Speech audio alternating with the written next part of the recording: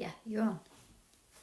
Okay, ladies and gentlemen, good evening and welcome to I think this might be the fourth Facebook Live session we've done cooking. Tonight we're going to do a absolutely delicious, so it's partly Spanish, partly Italian, partly English inspired frittata. Rob Sides, or Herbert Montgomery as he likes to appear on Facebook, has suggested this. And to be fair to him, it's an incredible thing to make up, to put in your lunchbox and take to work, to take out on a picnic with friends. If you haven't got very long in the evening to knock up a quick dinner, a frittata and a salad, we're going to do a little salad to go with it, just with some leftovers out the fridge, is a brilliant thing to do. What we thought we'd do tonight as well, in honour of the start of the summer, is to show you how to make the most perfect gin and tonic as well. So we'll get our gin and tonic made up. Polly's been absolutely gagging for one of these since about 6 o'clock this evening. So she's getting really excited about it. So for the gin and tonic to start us off, we've got some ice. When I make a gin and tonic, I always like to use a nice big ice cube, or well, quite a few of them. So we'll start off by putting the ice in the glass. So what I'm going to do, this is a sort of quite a tall glass. So I'm going to fill the glass up with ice. So that's I've put 5 big ice cubes in there. Now, gin should always be poured in doubles. Lots of people would argue that a gin and tonic should be 1 part gin, 2 parts tonic water. Why dilute the gin so much that you can't taste it, or you can taste it's tonic? But do you know what? It's up to you. But I'm going to use a healthy double. Oh, oops, overfill that a bit. Never waste your gin. Oh, we've missed the glass as well, so I'll just pop a little bit more in there just to compensate. Lovely. So got our sort of third up the glass of gin there as desired. So a third gin and 2/3 tonic. Lovely. So fill that right up. Now that's looking absolutely superb. So we haven't quite used the whole bottle of tonic water, but that's all right. To garnish it, just to sort of add to the appearance slightly, we've got some lovely grapefruit here. We've got some rosemary fresh out the garden. Rosemary is absolutely wonderful in a gin and tonic. I'm just going to slice the bottom of the stalk off to get it looking nice and pretty. Pop that in the top. And then when you slice your grapefruit for a gin and tonic, what I'd do is, rather than slicing through the equator, as it were, go from pole to pole. So through the top of the grapefruit, straight down. Look, such a wonderful colour. We certainly don't want the label in there, so we'll use this half. And then I never tend to use the end bit. That's quite good to just, suck out and taste the great flavour of grapefruit. Put a couple of slices of that in there. And to top it off, just a few juniper berries. I've put in 1, 2, 3, 4, 5, 6 there. Lovely. And that just makes you the most splendid gin and tonic. Obviously with a straw you can just stir it up very, very gently. But there you have a pretty swanky Cotswolds gin and tonic. Lovely. There we go, Polly. That'll keep you happy while you're doing the filming. So sorry if the filming goes a bit wrong in this episode. You can never trust a camera lady with a gin and tonic in her hand. Everything could go wrong. We'll see. Good. So we'll move that plaster off there. Just pop it over here. Lovely. And we'll just wipe up all that mess that I've made as well. There we go, lovely. So let's crack on with our frittata. Now, when you make a frittata, you're going to need to put it in the oven. So first thing we're going to do is just pop the oven on. And if your oven's got the setting where you can have it with the fan oven on and the grill, that is ideal for a frittata. So what I'm going to do is just pop the rack up nice and near the top there. So when I put the pan in, it's going to check it fits. That's probably a little bit too close to the top. So when you put your pan in, you've got it nice and close to the grill. Super. So that oven's going to take 10 minutes or so to warm up, and that's going to give us enough time to get everything ready. So For the frittata, if we have a sort of cast iron over here, we've got some lovely free-range eggs, 6 of those, some soft goat's cheese, a couple of red onions, and some button mushrooms as well. A bit of lemon can be good to go in a frittata as well. And then to go with our frittata, I'm just going to make a quick salad out of some pepper, carrots, courgette, and I'm going to show you how to make a simple salad dressing as well. Good, right. So first thing I'm going to do is get my onions prepared. I'm going to fry off the onions in a pan with the mushrooms just to start them off cooking a bit. And then later on, then we're going to add in the goat's cheese and the eggs, and got a bit of wild garlic to go in there that I harvested this afternoon. Hopefully everyone's not going too mad in isolation. I mean, I'm quite enjoying it almost. I'm doing loads of cooking, baking. I'm actually probably doing more exercise now than I've ever done in my whole life. I mean, I've been out cycling every day. It's great. You know, it's a good opportunity to get fit and do loads of cooking. I mean, that's the 2 bonuses I'm getting out of isolation. Doing a bit of DIY as well. You know, it's good. Good to keep yourself entertained out in the garden. Just getting onto our onions. I've just peeled the onion. What I'm looking at doing is chopping the root off the bottom. And because these red onions are quite small, I'm literally just going to chop them into quarters, like so. Lovely. That's a good question, actually. What's that? What's the question? Come on. What happens if you don't have a pan that goes in the oven? If you haven't got a pan that goes in the oven, you could just make your frittata in a baking tray. So if you've got a good non-stick baking tray, follow the steps we're doing in the pan now. We're frying off all the vegetables, and then when you get to when I put my pan in the oven, you can at that point transfer all your ingredients into a hot baking tray. Do make sure though that you've heated the oil up in the baking tray first.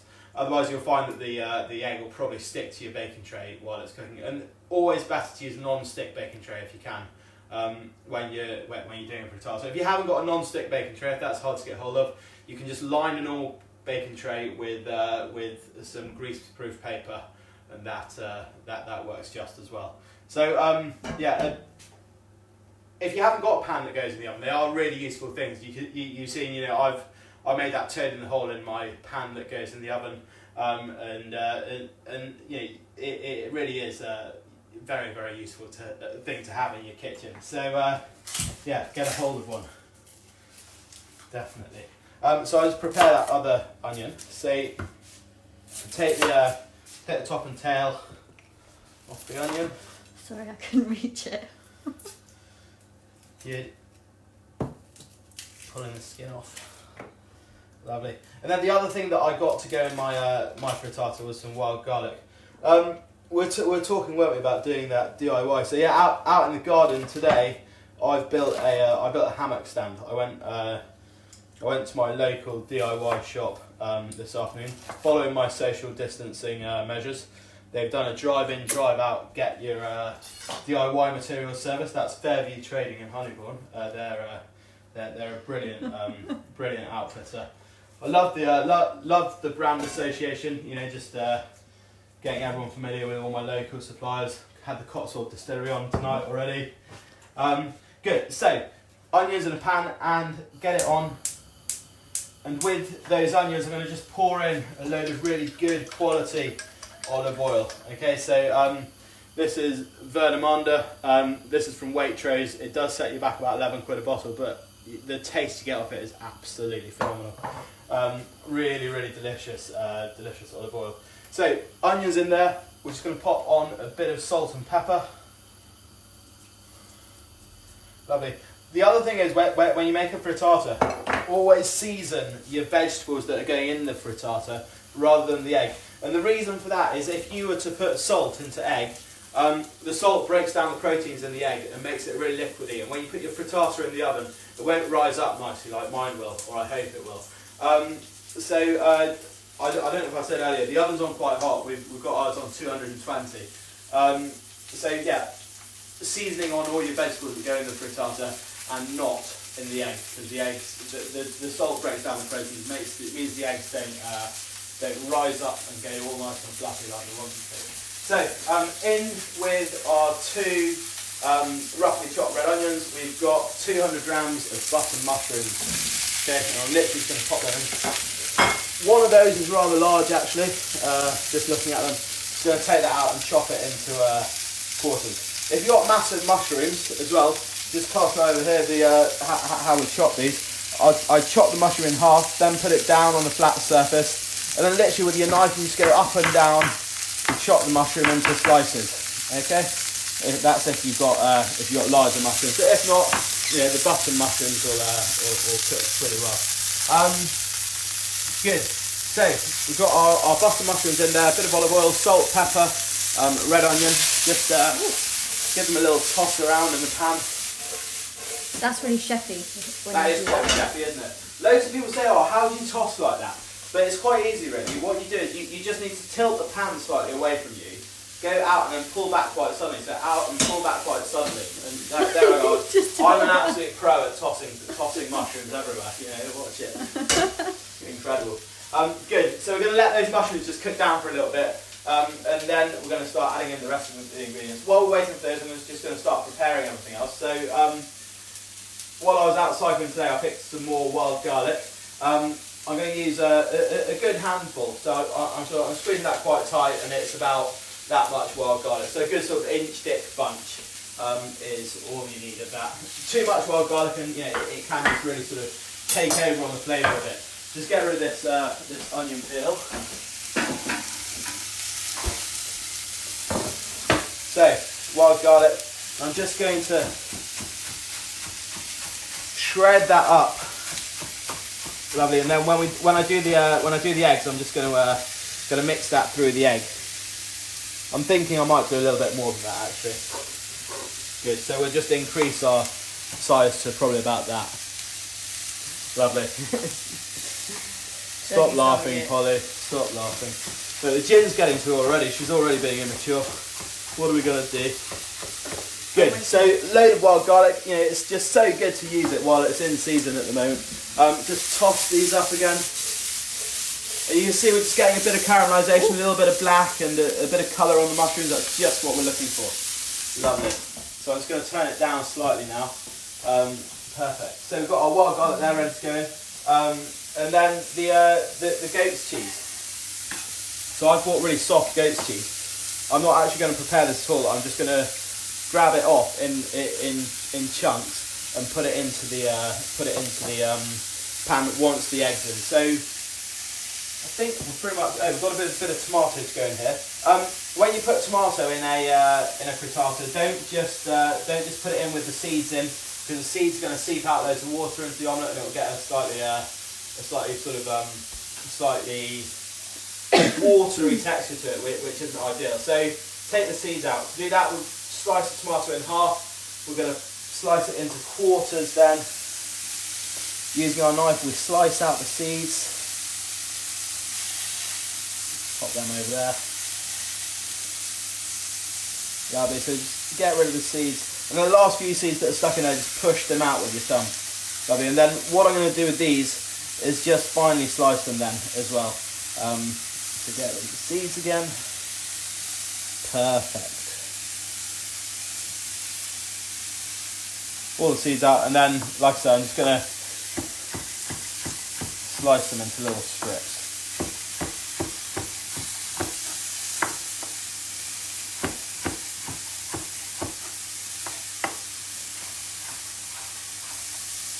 Perfect.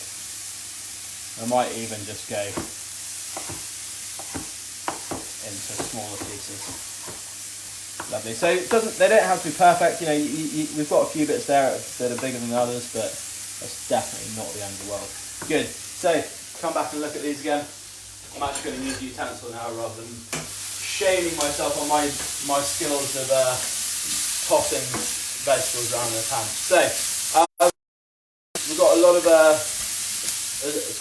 bit of caramelisation there. That's just what we're looking for. So, at that stage then, I'm going to start getting my eggs ready. So what we're going to do is get a bowl. We're going to crack the eggs into the bowl, and then we're going to whisk them up really, really beat them and beat them and beat them. Try to get a bit of air into them with a whisk. So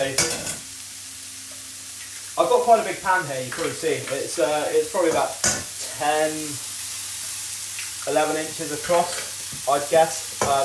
They're quite light, so that's why we're using so many eggs. Yeah, obviously you'll probably think 6 eggs is a hell of a lot of eggs to be using in one frittata, but I can guarantee between the 3 of us eating this frittata tonight, 6 eggs is going to be absolutely fine. I mean, if you think about when you have scrambled eggs, you normally have about 2 eggs per person. That does you. Lovely. So just pop the gas off on there. Get into our eggs. Obviously, like I said earlier, no salt and pepper in there, but I am going to really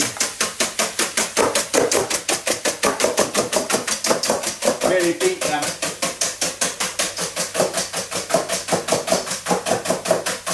And try and get a few. You can see the bubbles starting to appear in the eggs now.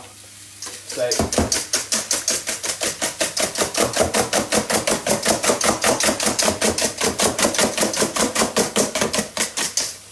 good, and I'm happy with that. Great, so that's done. We've got our eggs ready. We've got our wild garlic ready. We've got our tomatoes ready. We've got some fresh herbs here as well. What I'm going to do is just mix those fresh herbs through the egg as well. So some parsley and chives. Wonderful. So they just, again, nice and finely chop those. Do you know what's quite annoying? What's annoying, Pulse? Tell me. Herbs take ages to grow, and then you just cut them like that, and then they're gone. They're gone, but they do grow again, don't they? I know, but it's your job to. It's Polly's job to keep the herb garden alive and kicking. Otherwise, we would have none of these wonderful fresh herbs that we have. So, let's get that wild garlic, tomato, and parsley in with the egg. And then we want to get a nice hot pan ready to put this into. And it's a little bit like the Yorkshire puddings that we did the first time we did a live cooking demonstration. You put the eggs in a hot pan, and then we get the pan in the oven sooner rather than later. Got a nice high heat under there. Lovely. So wait for that to get nice and sizzling hot. And then actually, one thing I was going to say, if your pan isn't a proper non-stick pan, mine's just a steel pan, a bit like a wok. A good idea is to just get a bit of oil and just to brush it around the side of the pan, just to make sure that that the frittata isn't going to stick to the side of the pan. So I'm just brushing oil around the edge there, and that's the same if you're using a baking tray. Just make sure that you've got a good bit of oil on there to prevent it from sticking. So let's get all our other ingredients now and pour them into the pan. Okay, and then you might just need to press the ingredients around a little bit. Okay, so that's looking absolutely superb now. Great. And then I'm just going to get some goat's cheese and just put some knobs of that around the pan. Why, when you buy goat's cheese, sometimes it has that hard bit on the outside? The rind, yeah. Can you use that? So you could definitely use that. I mean, I just quite like this because it caramelises nicely in the oven. It goes slightly brown. Just to give you an idea on how much goat's cheese I've used here, I've used about 150 grams of soft goat's cheese. Okay, lovely. So I'm going to pop this into the oven now. Wash that goat's cheese off my fingers. And like I say, get that in the oven. Okay, so in it goes in the oven that's sort of on a bit of a grill setting as well. Can we just get that in? Yeah, so that's the setting we've gone for on our oven. And then you should have a similar one on your oven at home as well. What does that one mean? I don't know, Polly. I don't know what that is. Some ovens these days just have far too many modes and settings on for their own good. I mean, for me, all I really use is a fan oven. I seem to survive pretty easily. I don't know about you. Anyway, while that frittata's in the oven, that's going to take about 10 minutes in the oven. we are going to get on with our what we're doing. We're doing salad to go with the frittata. To get a bowl here to mix it up in. She's using up these veggies. We're using what? Using these up. Oh yeah, we're using up some vegetables that we had in the fridge. So what have we got there, Paul? We've got a courgette, we've got a pepper, we've got a carrot. It's like that cooking show when you score it with red peppers and green something. Hey, what's it called? They have to hold up those cards. What's that show called? I can't remember. Has anyone got any idea what that show's called? Green peppers and red tomatoes. Ainsley Harriott used to present it, didn't he? Yeah, I can't remember what it's called. Yeah. Ready Steady Cook, that's the one. Anyway, so yeah, here we are doing our own version of Ready Steady Cook salad. So we're going to put some pepper in the salad, and whenever I make a salad, I always try and think about the colours. So in this one, we've got our red pepper, we've got some green courgette, we've got some orange carrot, and then we're going to toss it all up with some lovely pesto. So with the pepper, I sliced off all the what I call cheeks from the outside, and we'll stack them up probably just in twos, and then just slice them into nice thin bits. Look at that, lovely, wonderful. So we've got some pepper. Pop that in the bowl. Good tip here as well for picking things up off the chopping board. So many times I see people when they cook, and you're going, right, let's get that bit and that bit. You know, you're putting them in one by one. A great easy way to do that is to just use your knife to scrape everything into a pile. Then use your knife as a spade. So just push your knife along the chopping board, pick everything up, push it against the knife with your hand, and then pop it in the bowl. There we go, lovely. The courgette and the carrot. With the carrot, I'm just going to peel the carrot.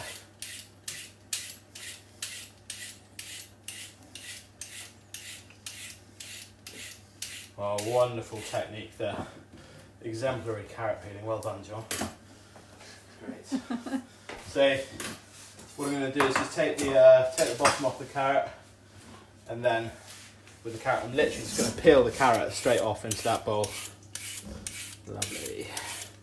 Brilliant. And in fact, I said we're going to toss this in pesto, but what I might actually do is just show you how to make a lovely. Oh, there we go. A lovely French dressing, which is a wonderful thing. You can keep it in the fridge. It lasts definitely for a few weeks, and we have one in the fridge that we keep there, you know, all the time. We just keep it in an old wine bottle with one of those pourers on the top. Just keep that in the fridge, and then whenever we have a salad, we've got a dressing ready to go. Good. So carrot in there, and then the courgette. I'm just going to take the ends off. Just give it a quick rinse. Always a good idea to rinse your vegetables under the tap before you use them. You know, these days when vegetables are farmed, they put so much nasty fertiliser on them and what have you. So it's a good practice just to rinse them off before you use them. So again, just peeling our courgette here. I mean, what you do is just go down until you get to the seeds, and I'm literally just about there. Like with the cucumber the other day. Just like with the cucumber the other day, Pauls. Yeah, that's right. They're not related, are they? Cucumber and a courgette. I don't think so, as far as I know. I mean, they might be in the Apiaceae family of vegetables. I don't know. That's a good question for the audience as well. You know. Anne might know that. Anne, doubt it. She might know. She might. Good. So, got our courgette, and just going to keep this in these lovely ribbons. And you got, it's got loads of volume. You could sort of saute off these bits of courgette, but I think it's a little bit of a shame almost because it's such a lovely vegetable to eat raw. Good. So we've got carrots, courgette. I might not use all of that courgette. I'm going to go for about the same amount of courgette as carrot and the pepper. Anne's not sure. Anne's not sure. Oh, right. Oh well. Good. Save that for another time. Don't know what we're going to use that for. Probably a cheeky salad for tomorrow lunch. Good. Let's get on to that salad dressing that I was talking about. So, best thing to mix up a salad dressing in is a jam jar. So, here we go. Trusty. On the top. See? That one? Yeah. Where's the lid? There? Right. Jam jar. We have a jam jar. Let's go jam jar. Here we go. Right. Trusty old Bon Maman jar. I mean, I'm sure loads of you will have one of these knocking around at home in one of the cupboards. So, to make the salad dressing, what we're looking for is the red wine vinegar. Where's that red wine vinegar gone, Polly?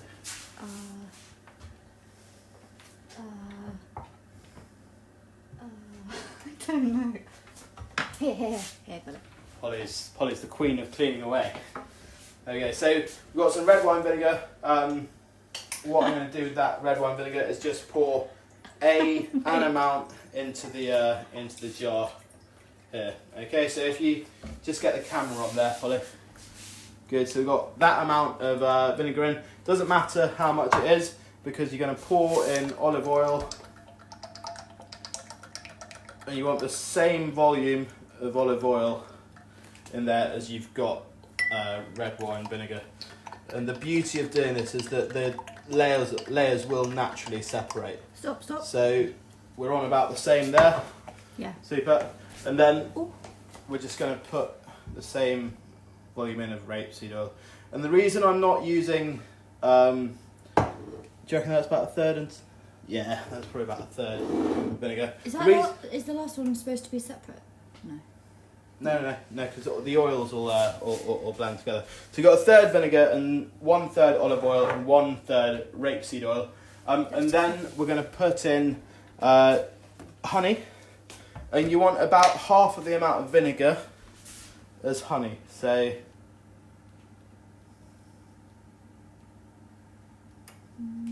keep going. we'll let that settle. And then you want about the same then of Dijon mustard as well. I always go for Dijon in a salad dressing just because it's smooth. I'm not a huge fan of using whole grain. However, I can't find my Dijon today, so whole grain it is. And whole grain is nice actually because it means when you shake the dressing up, you can see all the grains in the dressing. So, good spoon of whole grain mustard goes in, and then always important as well to just season a salad dressing. So, salt and pepper goes in there as well. Okay, just another ingredient, if you've got it to hand, a little bit of lemon juice doesn't go amiss in salad dressing. So that looks good now, split layers. Good. A little bit of lemon juice, not too much. That's great. And then all you do is pop the lid on nice and tight. Always make sure you got the lid on nice and tight because if this bursts while it's being shaken up, it's not the most fun thing to be cleaning up off the floor. So good shake. And then you've got a fantastic little honey and mustard salad dressing. There you go. Super. Mary Berry would be proud of that. Mary Berry would be proud of me. Good old Mary Berry.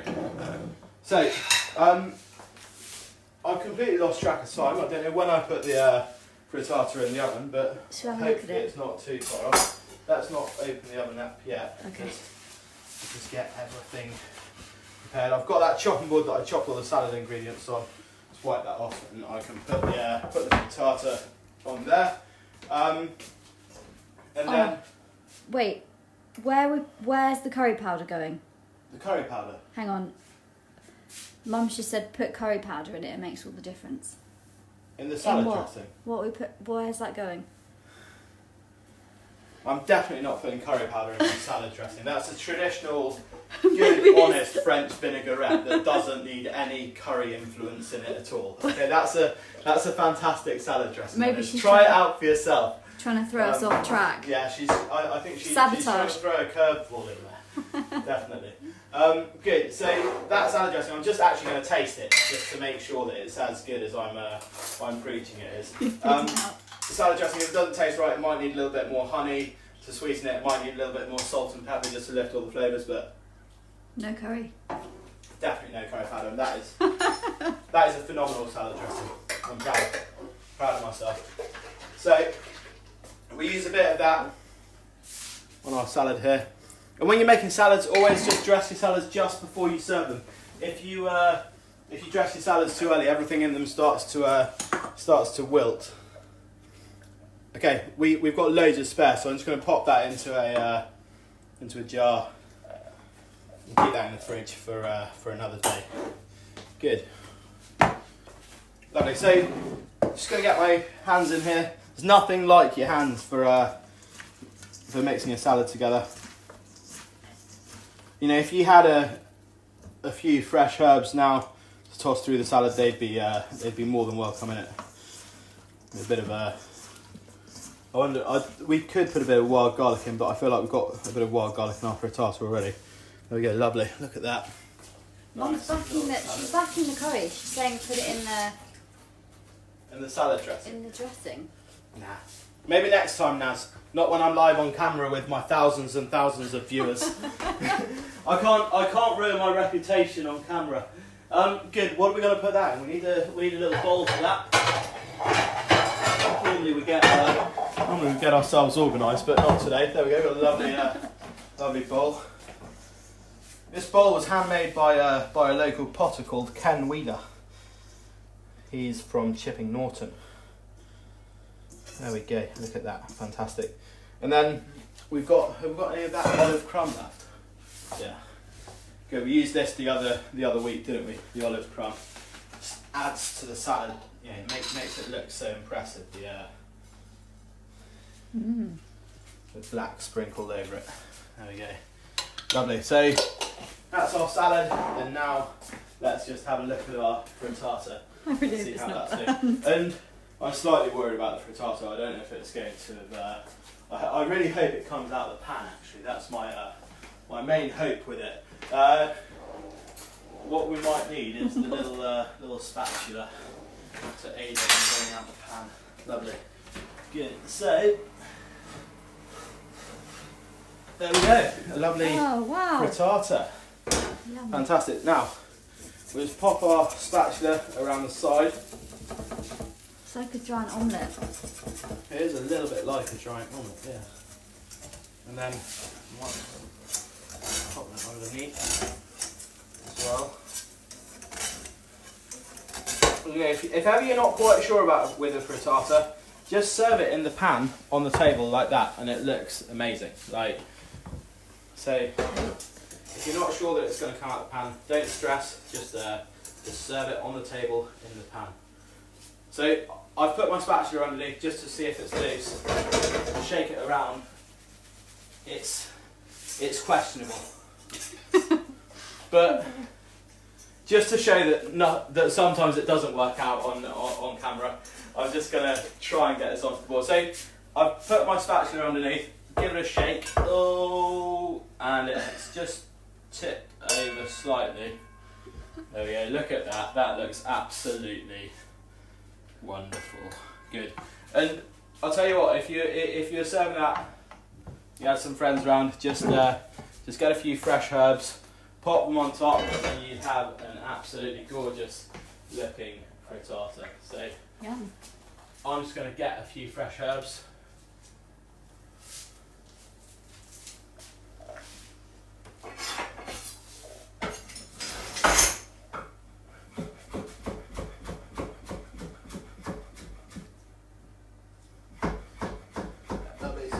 Fresh herbs just to sprinkle over the top, and there you go. No one would ever know that you just couldn't quite get it out of the pan. Fantastic, lovely. So there we go, our frittata and lovely leftover vegetable salad out of the fridge.